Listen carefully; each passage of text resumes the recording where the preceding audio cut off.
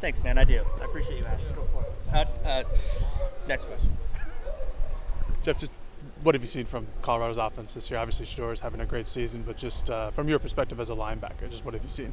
No doubt, yeah. I for sure have seen a lot of explosive plays, especially, Shador back there leading that offense just like he should be, you know what I mean? And, they have a great running back in the backfield as well. He has a lot of speed, and then they also have a lot of great skill positions, I should say. For the linebacker room, how Dan talked about it too, but just how important it is to keep Shador in the pocket and try to limit his ability to go outside and make plays there. How important is that for you guys as a linebacker room? Yeah, I think it just goes down to, being sound with our job. It starts with the D-line, just keeping him caged, just keeping him back there so we can sit back there and then have him sit back there and we can actually run the whole defense correctly, because when the quarterback's rolling out, it's a lot of changing routes, receivers are finding ways to get open and stuff like that. So, yeah. As a linebacking group, how do you guys feel like you've grown through the first 3 weeks of the season? I'd for sure have to say, just leading the defense more, getting the guys aligned and adjusted. That's something that Tosh, counts on us to do a lot, you know what I mean? And me as a leader, just little things like that, just getting the defense more aligned and adjusted. You being a leader now this year more on the defensive side, this game being probably the best offense you've played so far this season, is there more, focus or attention to detail, when looking at film against Colorado?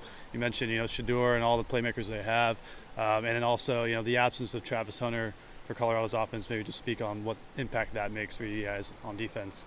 Yeah, I think it makes a huge impact for sure. Travis being the most explosive players that he is, you know what I mean? And yeah, it's sad to see him go down because I was looking forward to the challenge and playing him. But yeah, I think it's just stopping the other guys that they do have as well. Like the running back, like I mentioned, and then also some of the other receivers like 5 as well. So. Jeff, what's the challenge of a quarterback with escapability and to extend plays as Shador does? I mean, you guys have faced a couple of quarterbacks like that over the years. Delore a little bit, Cam Ward at Washington State a little bit. Shador probably has the strongest arm compared to any of those guys. So just what is it about him and that escapability that presents a challenge?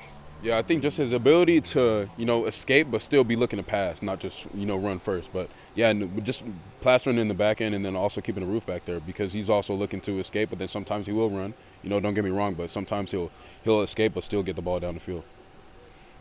You've seen from your guys' defensive line. Had a good day at the office against Hawaii. Came up in big moments against Tech. Just what have you seen from your guys on the defensive front? Just constant improvement. Yeah, just constant improvement. I mean, the guys all in the room all love each other, and they all come to work every day ready to go. And I think, honestly, those guys in the room could be even more great, and I think they see that. You know what I mean? So it's just constant week through week. Just constant improvement. Just constant fundamentals, staying in the gaps, staying in the right gaps, and striking blocks up front. Of your on the team, who's impressed you the most throughout the first 3 weeks? Who's impressed me the most? Taki Tamani for sure. Yeah.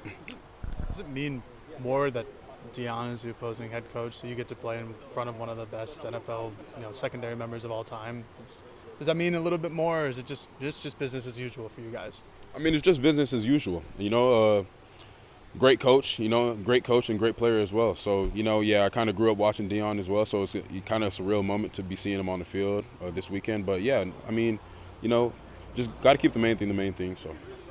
The story of the season so far has mainly been, Colorado and all the hype behind them with Coach Prime going over there and all the recruits, and for the younger guys on the team, how, you being a leader, Coach Dan Lanning talked about, not letting the moment get too big, all the hype around Colorado. Have you been trying to talk about that with your squad on defense, not trying to let them, make the moment too bigger than it is, just kind of keep it as a normal game? Or what's the approach been to that kind of mental side?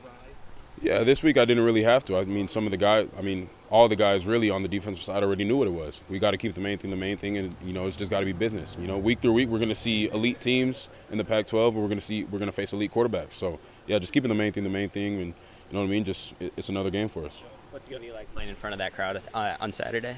Sold out crowd is what I heard, so I think it's going to be amazing because Austin's always rocking. So I'm, you know what I mean. I'm excited for it. Gonzo went through this a year ago. Do you pick up that this means a little something to Nico this week? Yeah, just a little bit. Yeah, because him coming from over there, recently, very recently actually, I think it's going to mean a lot to him, and I think he's going to play his heart out. So, Coach talked a lot about the penalties, and now you haven't personally committed any, but what is the accountability that he's trying to put in this week in particular? You talked about it at the last game. He's not going to keep doing the same thing. So, for the front seven guys, for some of those post-snap penalties he's trying to address and root out, what are some of the things that are trying to be instilled this week to stop them from happening?